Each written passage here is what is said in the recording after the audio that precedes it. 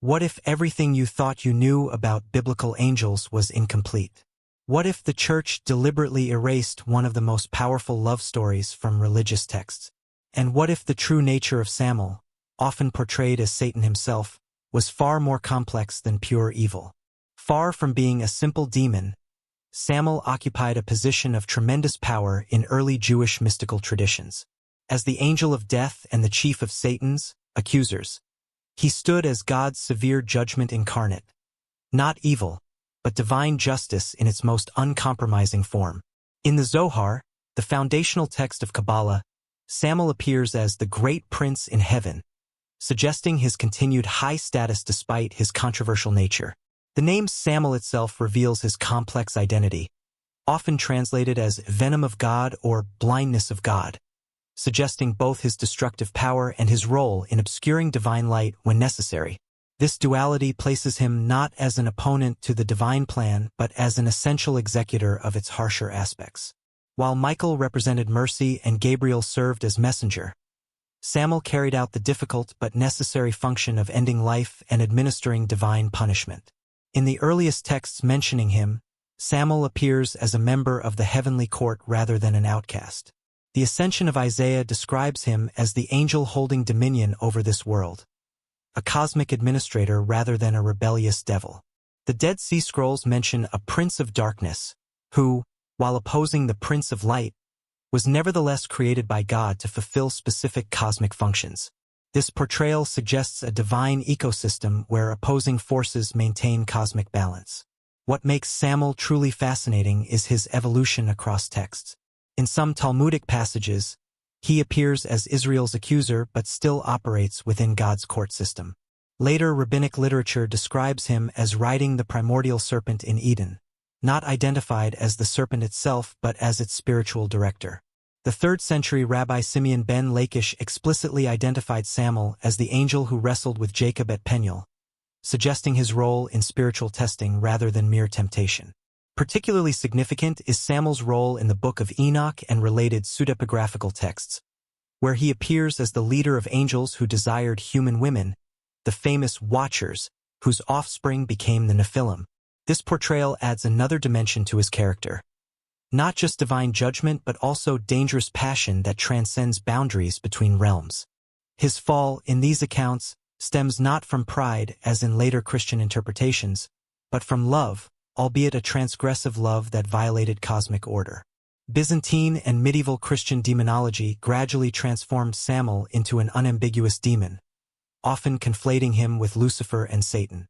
This simplification served theological needs for clear moral categories but obscured the nuanced understanding found in earlier traditions.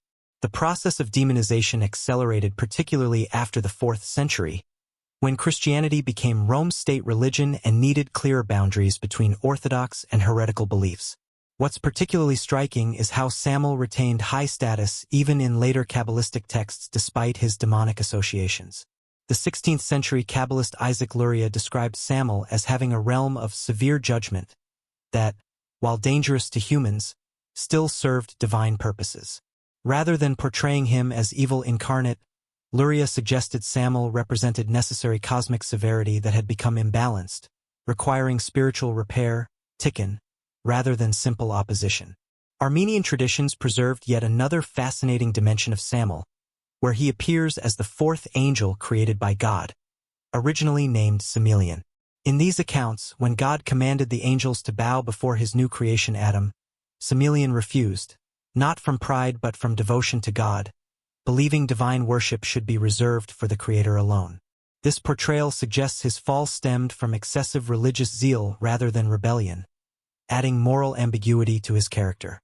The Dead Sea Scrolls War Scroll mentions the dominion of Belial as a necessary counterforce to the dominion of Michael, suggesting early Jewish understanding saw cosmic oppositions as built into creation structure rather than representing good versus evil.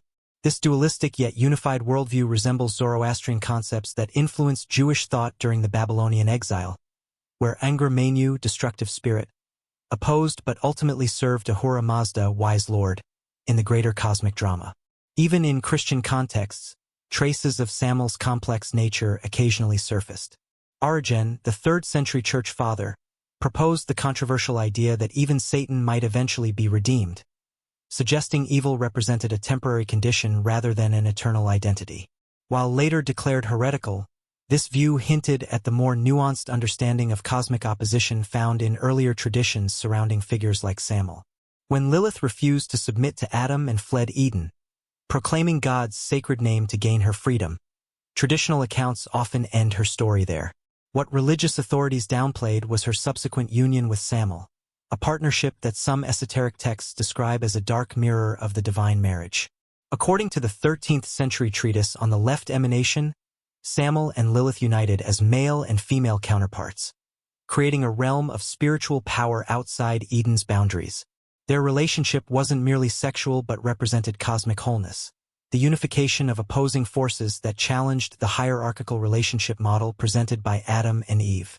This partnership between equals, both refusing to submit to authority they deemed unjust, presented a dangerous alternative to patriarchal religious structures that emphasized obedience over autonomy. Little wonder that mainstream religious teachings minimized or demonized this powerful counter-narrative. The Church's systematic suppression of Samuel and Lilith's story wasn't merely about controlling religious narrative. It was about controlling how people understood the very nature of spiritual rebellion. By simplifying Samuel into Satan and reducing Lilith to a baby-killing demoness, religious authorities obscured the profound philosophical questions these figures originally embodied. Can divine judgment exist without mercy? Is rejection of hierarchy always evil? What if cosmic balance requires both light and darkness? The most threatening aspect of the Samuel-Lilith union was its suggestion that spiritual power could exist outside approved hierarchical channels, that those cast out from paradise might create their own sacred partnerships rather than suffering in isolation.